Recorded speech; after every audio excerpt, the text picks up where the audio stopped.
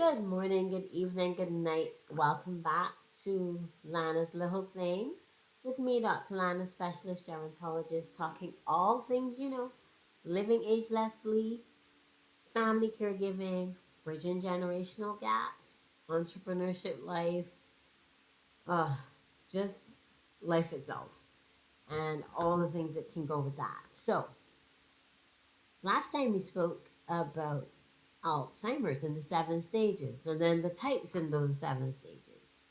And I got so much feedback from it, and that was heartening and disheartening at the same time because it tells me that we have, for so much work that's being done with Alzheimer's and older persons, trying to understand, trying to grasp, families just trying to cope with this. It's somehow not getting through, or they're just not, things are just not working out. And that's distressing. But also knowing that there is help available. There are resources that you can go to. Not just my channel. There are many, many resources that you can find online in your neighborhood. Ask your doctor, ask a friend, and you can have some sort of support system. So I really, truly hope for those of you who are going through the mind blowing, I really don't know what else to do kind of thing with your loved one, spouse, family member, whoever you happen to be taking care of, or if as an older person you are concerned that certain things may be feeling as though they're out of your control, then by all means we're going to discuss two aspects, not just dementia today, because it's Alzheimer's. So not just dementia, which Alzheimer's is just one type, but delirium. And we hadn't talked about delirium on this channel before. I'm surprised we didn't. But there's always a time for everything. Keep it, and there's lots to talk about when it comes to older persons. Before I forget, don't forget to like and subscribe. Tell a family friend. Tell a friend. Share the information. If you find it helpful, leave your comments below. What else is going through in your life? What would you suggest for the channel? What are the topics you'd like to hear me talk about? I so appreciate you sharing your stories as well. A problem shared is a problem that's cut in half, and we don't feel as alone. And that's really what this channel is about, so that you don't feel as alone in your journey. And we can give you some other helpful information so that you at least kind of know where to go next. So, with that being said, let's dive into what we're going to talk about today. So, I'm going to get some, you know me and my usual hot water. So, you're going to join me for a cuppa shortly. What is delirium? That's what we're going to talk about today. And how does it differ from dementia? So, how can you tell? That's what we're going to talk about. Stay tuned.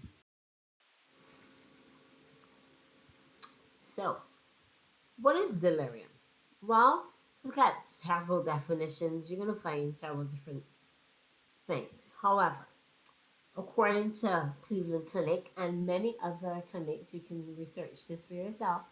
It is a type of confusion that happens when there's a particular event, or there's a strain of illness, or there's an environmental concern, or there's a sudden risk factor that disrupts the function of the brain, especially in an older person, which would be someone especially over 65, generally over 70 in our setting. And that's usually over a fixed period of time. So there is a definite event that changes this person's way of thinking, way of acting, way of behaving. That is, as we say, they're just not themselves. So that is something similar to dementia, isn't it? But it also sounds more sudden, and that's the key. So if you're taking care of someone and they've been a particular way for some time, and then within a week or two they start to change, or something happens and you're like, oh, the mom or dad not behaving right, then it's likely to be delirium. And we know, we think about delirium as confusion, or we used to call it different things, sundowning syndrome, or associated with persons who might be under the influence of medication. Well, that's one of the causes too. However, with delirium, it needs to be sorted very soon because the cause of it is sudden or causes sudden changes in the brain. We can halt or mitigate that disruption so that it doesn't worsen the person's progress into dementia or into further other brain conditions or worsen the condition that caused the delirium in the first place. Point of note, persons with dementia who have progressive disease may also have something that's wrong with them that causes them to behave erratically. That's just again not their pattern. And that by definition is delirium as well. So it's kind of delirium is the swift acting cousin to dementia. I don't know if that's the right expression. If you can come up with a different one, please let me know in the comments. Just I'm open to suggestions. But the main difference between the two would be delirium shifts or alters your attention span, whereas dementia is more memory, recall, and it can involve behavioral differences, but it's mainly memory, ability to perform your typical tasks of daily living, and as a gradual thing. So delirium is it's fast acting. You lose your attention, you lose your awareness. Person's looking at you blind, and they don't know like what's going on.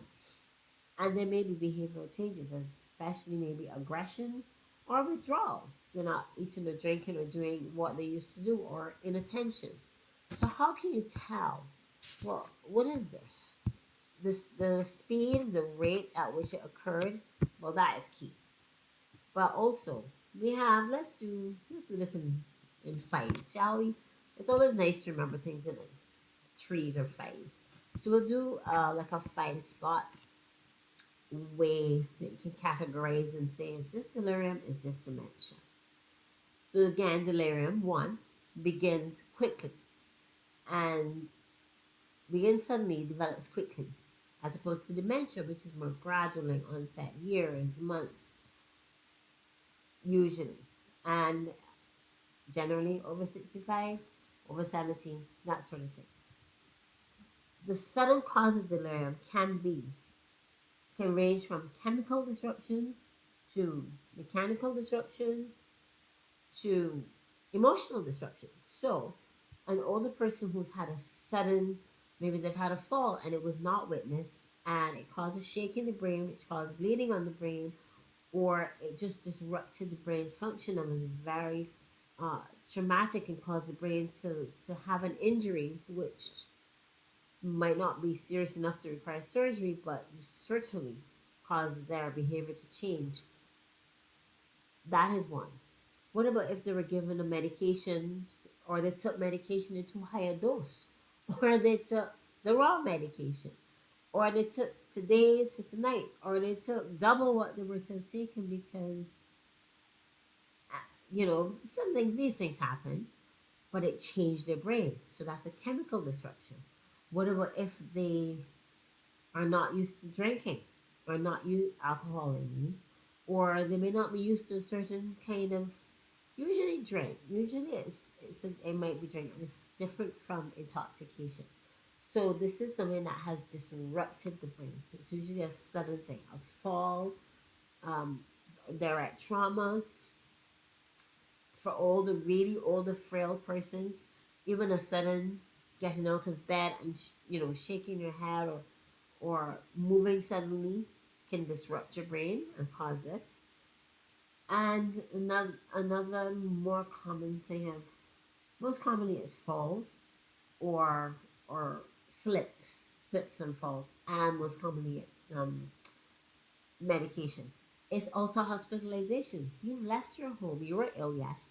Now you've gone into this bizarre environment with all these machines beeping all over you, people making noise, they're up, they're down, no one's talking to you. You can't hear anything. All you see is people who look really ill all around you. You've never been here before. You might be cold, you're confused, you're in a totally different place. it feels so sterile. You're in a bed where you can't move. That the brain just cannot process all of that information all at once. And so, what might happen even after this, while the person's in hospital, they start to act strangely, aggressively. Their mood changes, their attention span goes. Even after discharge, they're still, out of it. They might get medication in the hospital, which again, maybe to calm them down or to treat another cause, and that can also cause them to be confused. So, speak to your doctor if something seems sudden. If it is sudden, because it's usually treatable and it usually has a more sinister cause than dementia. So just bear that in mind. We've talked about the starting point. Sometimes you can't find a definitive starting point. So if you saw an older person fall, well, that's kind of obvious.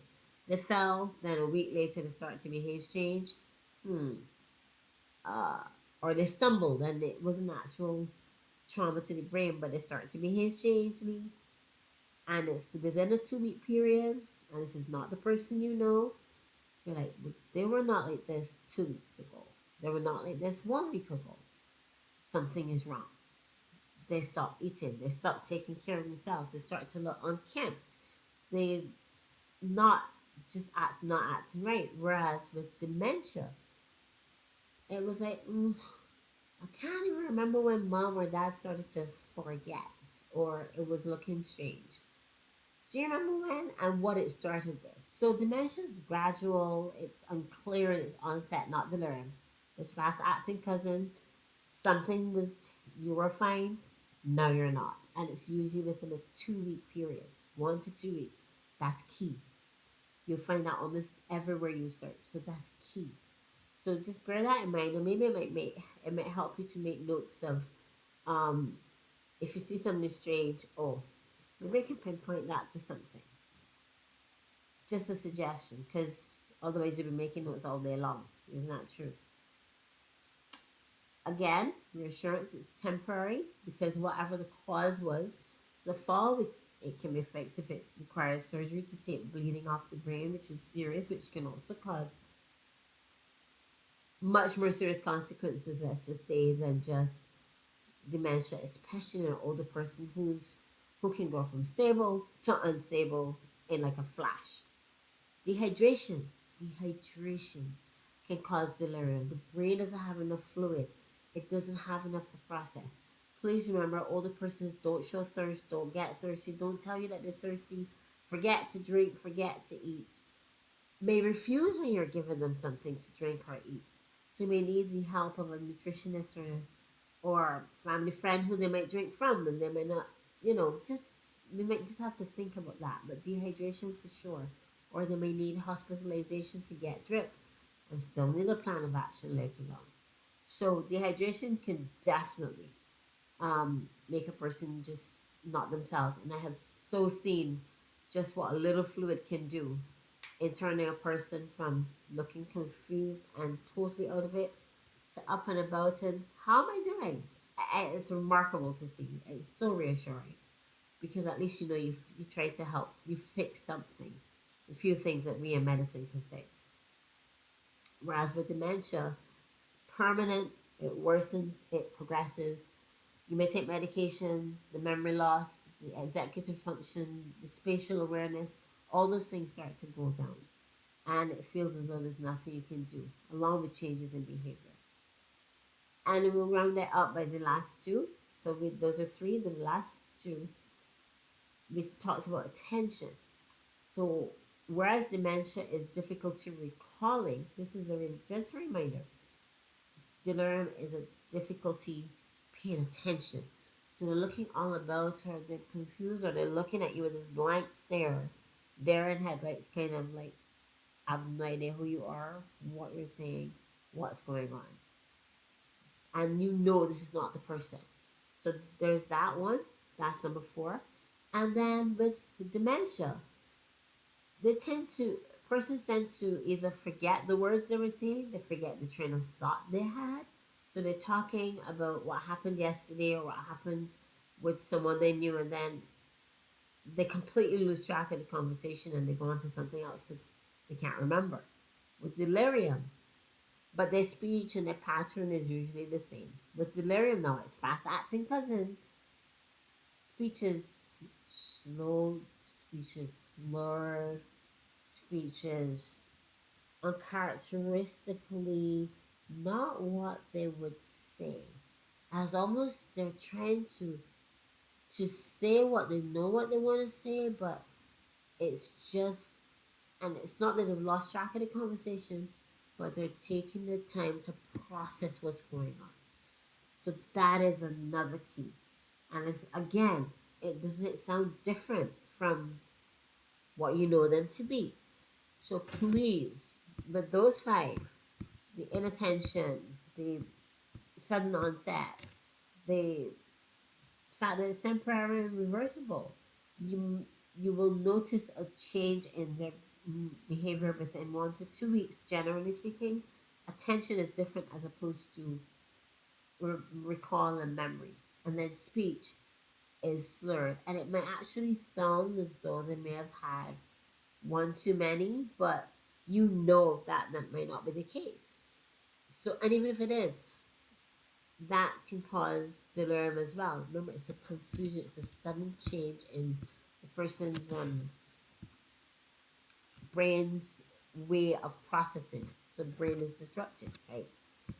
There's so little that can take us out as persons, as human beings. So remember to keep fluids up.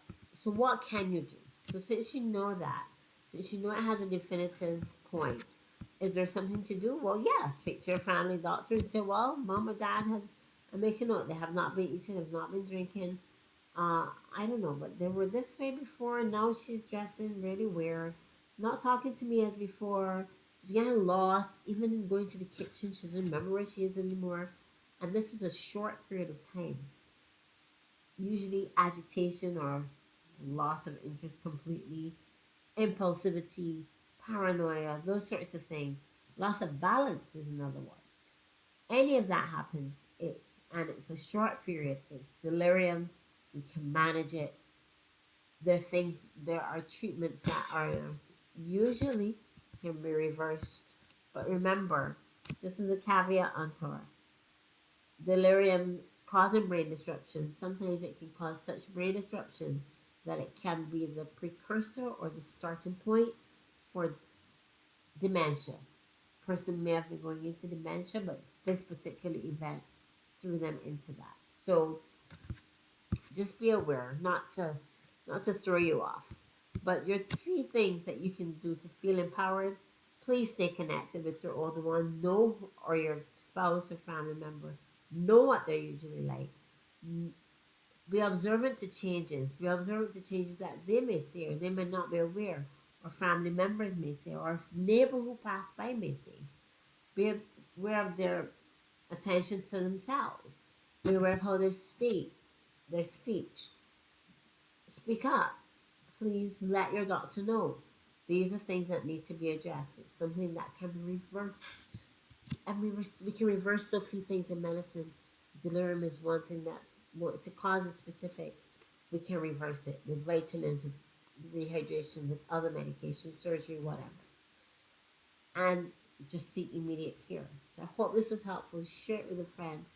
Delirium, dementia, yes, they're related, but they have two completely different modes of action, ways of behavior, and ways that you can identify, and then ways that you can reverse. So, from my heart to yours, if this is happening to you, just make a note. We go back over this video, see if might be happening to your loved one, speak to your doctor, and by all means, don't go through this journey alone. Do as much research as possible, ask as many questions as possible, and let's have a chat. Leave your comments below. Share your journey. Share your journey with friends and family. Share your journey in the comments below. Join me on lanaslittleThings.com. I have courses and direct access to me if you need a Zoom call, if you're overwhelmed. Even for family physicians who are taking care of persons with delirium. and you're feeling overwhelmed and it's just too much, join me. Got courses for you, information. We can talk one on one. We can interact. You can find resources. You don't have to do this alone. Share with a friend. Like, subscribe, press the notification button. And remember always, wherever you are, hot water solves everything. That's one. And secondly, from my heart to yours, good morning, good evening, good night. We can do this journey together. Mwah.